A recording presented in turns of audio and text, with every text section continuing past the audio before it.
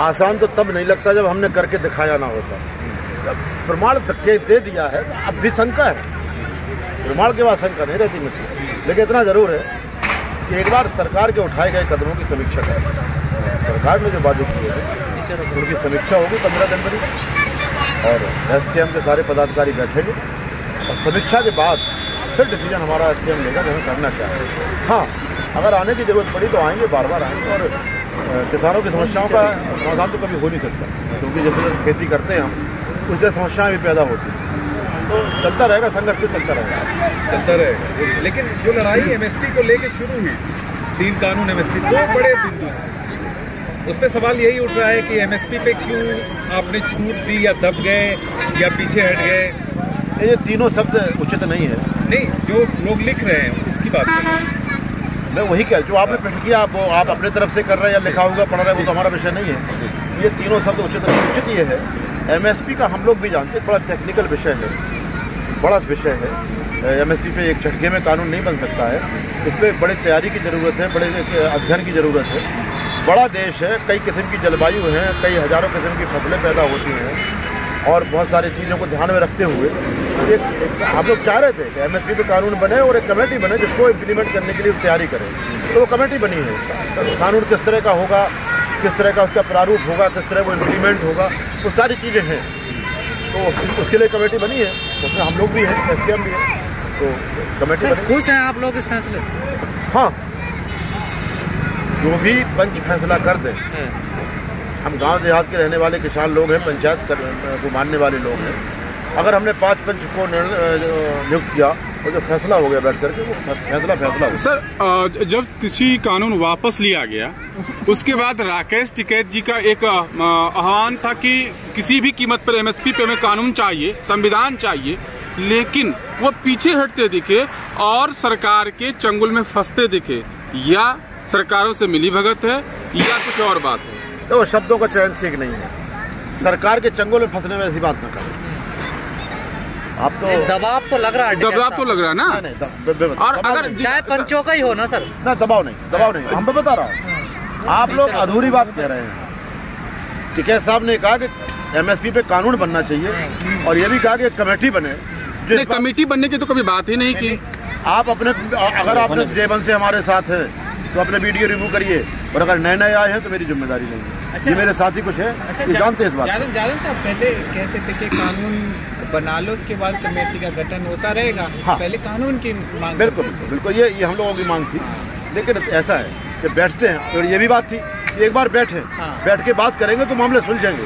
बैठ कर के बात हुई, चीज़ों को समझा गया, तो उचित ये लगा कि इस पर एक कमेटी बनना बहुत जरूरी है। हमें देश भर के किसानों को देखना है। अगर एक जैसा कानून हम बना देंगे और वो तो फिर वो कानून एक जैसा इम्प्लीमेंट होगा। तो पूरे देश की जब परिस्थिति के सामने जिसका रखे, तो हम लोगों ने ये भी फैसला किया, सारे देश के किसान संगठनों से बात की, तो उन्होंने कहा कि इस पर कमेटी ही बेटर विकल्प है। इसके बावजूद भी हमारी घोषणा है कि एमएसपी की लड़ाई अभी अधूरी है, ये लड़ाई हम लड़ेंगे।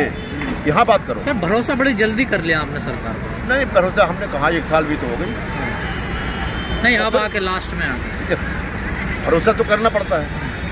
कभी तो किसी में बगैर भरोसे के हमें भरोसा है कि ये रोड जो है बिल्कुल मजबूत है, ढहेगा नहीं, इसलिए हम खड़े हैं। और हमें ये भरोसा हो जाए कि कभी भी गिर सकता है, तो ना आप यहाँ होंगे ना हम होंगे। भरोसा तो करना पड़ता है जिंदगी में। जादव साहब, आपने जिक्र किया कि हम पंचायत वाले लोग हैं, तो इस दबाव में मानना पड़ गया ना? नहीं, पंचायत कभी दबाव में नहीं होती। पंच फैसला परमात्मा का फैसला होता है, न्याय संगत फैसला होता है। और जब पंचायत बैठती है तो कहीं ना कहीं दोनों तरफ से नज़दीक आने वाली बात होती है। जैसे सरकार ने कहा कि 3 कानून वापस लेंगे, हम लोगों ने तुरंत 27 तारीख का जो संसद मार्च था उसको हमने कैंसिल किया। उन्होंने जब संसद में जाकर रिपील किया तो हमने और अगले कार्यक्रम अपने कैंसिल किए। तो ऐसा नहीं होता, नज़दीक आना पड़ता है। सर, पर आप लोगों की इच्छा नहीं थी इस मोड़ पर आंदोलन खत्म? ना, ऐसा नहीं है, बिल्कुल ऐसा नहीं है। आंदोलन खत्म होने का सही वक्त था, और सही स्टेज पर सारी बातें मानी गई और रखी गई हैं। और फिर भी हम इतना जरूर कहना चाहेंगे कि आंदोलन को स्थगित किया गया है, खत्म नहीं किया। क्या सर, आपको ऐसा नहीं लगता कि एमएसपी पर आप अकेले पड़ गए? जिस तरह से पंजाब और हरियाणा में पहले से एमएसपी दिया जा रहा था और वो खास मांग एमएसपी पर नहीं अड़े थे, लेकिन राकेश टिकैत जी का खासा प्रभाव था एमएसपी पे कि वो एमएसपी होने ही चाहिए। क्या अकेले पड़ गए इसलिए आप अपने बात को वापस ले लिए? बिल्कुल अकेले नहीं पड़े हैं, कतई अकेले नहीं पड़े हैं। आपको ये बहुत मजबूती के साथ बता दें, आपको जानकारी होगी पंजाब और हरियाणा इस पर ज़्यादा एडामेंट थे, क्योंकि उन्हें भरोसा ये लग रहा था कि आगे चल करके MSP खत्म होने वाली है। आप समझिए पहली बात, तो वो ज़्यादा इस पर एडामेंट थे, जो फ़ायदा ले लेता उसको चस्का ज़्यादा लग जाता है। लेकिन यही टिकैत साहब की बात और हमारी बात, MSP का कानून पूरे देश में प्रभावी होने को बन रहा था। वो हिमाचल में सेव की खेती पर भी होता, वो केरल में नारियल की खेती पर भी होता। तो सारी चीज़ें देखना पड़ती हैं, समझना पड़ती हैं कि क्या सिस्टम सही है। तो बैठ करके जो हम लोगों ने डिसाइड किया वो यही किया कि एक कमेटी बने, कानून ऐसा बने जिस पर किसी किसान को दिक्कत ना।